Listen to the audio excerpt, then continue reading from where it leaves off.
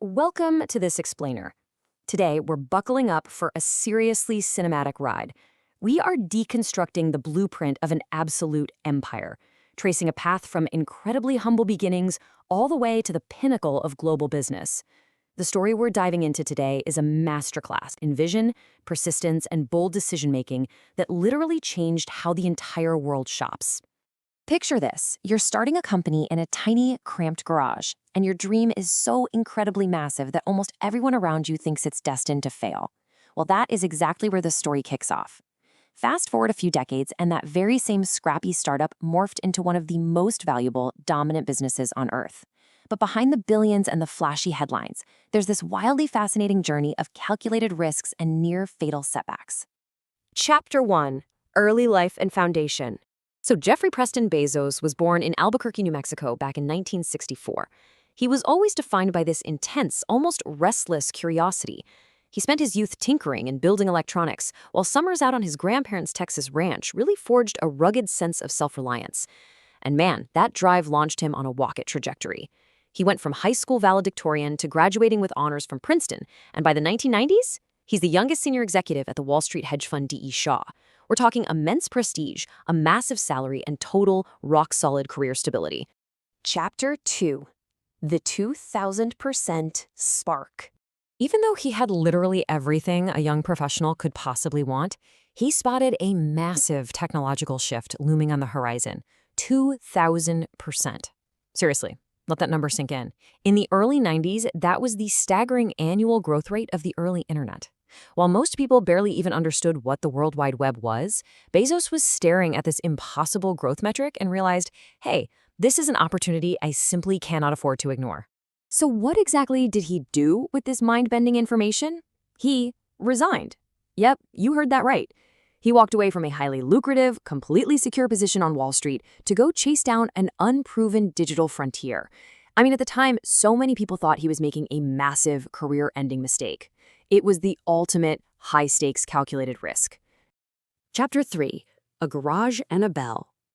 Okay, so it's 1994, and this grand vision doesn't begin in some sleek corporate boardroom. Nope, it starts in a dusty garage in Bellevue, Washington, with a tiny, scrappy team packing orders by hand.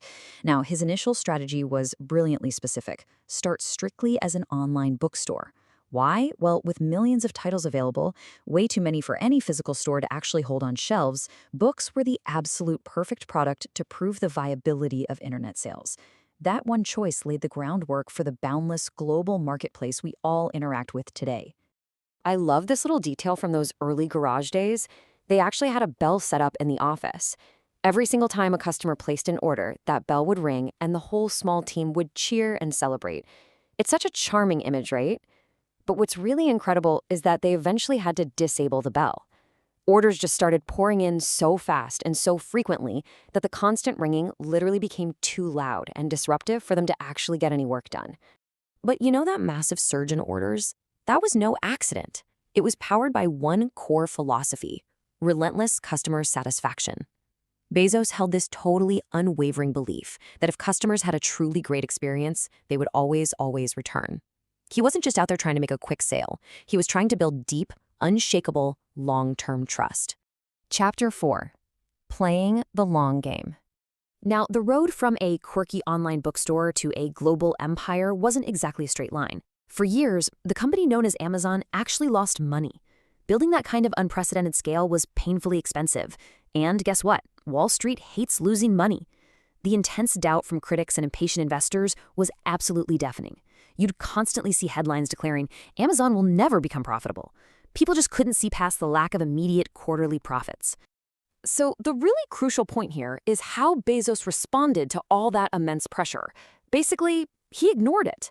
While all the critics complained, he was quietly, methodically building this massive, insurmountable moat. He poured every single dollar back into long-term foundational assets. We're talking massive physical warehouses, cutting-edge technology, and incredibly complex logistics networks. He wasn't building for the next quarter. He was literally building the infrastructure for the next century.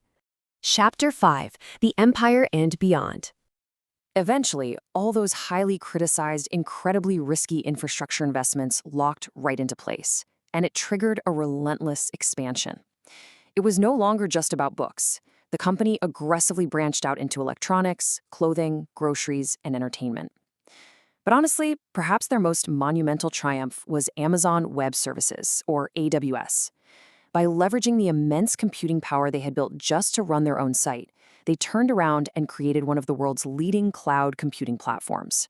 That move generated massive, consistent revenue that forever silenced those early critics. And as the empire grew, so did the personal fortunes of its architect. But it's really important for us to unpack the actual mechanics of this billionaire status. His immense wealth was not accumulated by collecting some massive, astronomical CEO salary. Rather, his wealth completely exploded simply because he maintained ownership of a huge percentage of Amazon's shares. As the company's value absolutely skyrocketed on the stock market over the decades, his net worth rose right alongside it. But this blueprint extends way beyond just retail and cloud computing. His lifelong obsession with innovation and looking to the future didn't just stop at Amazon. He founded Blue Origin, a private aerospace company zeroed in on reusable rockets to advance space exploration. And if that wasn't enough, he acquired the historic Washington Post back in 2013, steering it through a massive and highly successful digital transformation. Chapter 6: The Billionaire Blueprint. Okay, we've seen the journey, the risks, and the immense payoff. So let's distill all of this into 5 actionable principles you can take away. Number 1, think long-term. Ignore the noise of the immediate quarter and build for the decade. 2, don't fear calculated risks. Leaving a secure job for a well-researched opportunity can change the game completely. 3, put customers first relentlessly. Trust is hands down your most valuable asset. 4, never stop innovating, because in tech, standing still means you're falling behind. And finally, number 5, stay curious.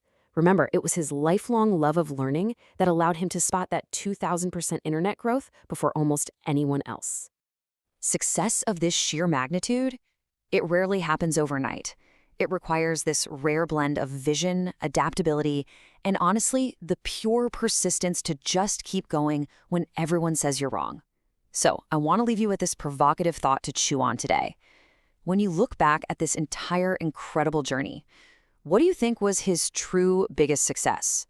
Was it building the massive Amazon retail machine, the quiet underlying dominance of AWS, or simply that unwavering long-term vision? Think on that. Thanks so much for joining me for this explainer. Keep learning, and I'll see you in the next one.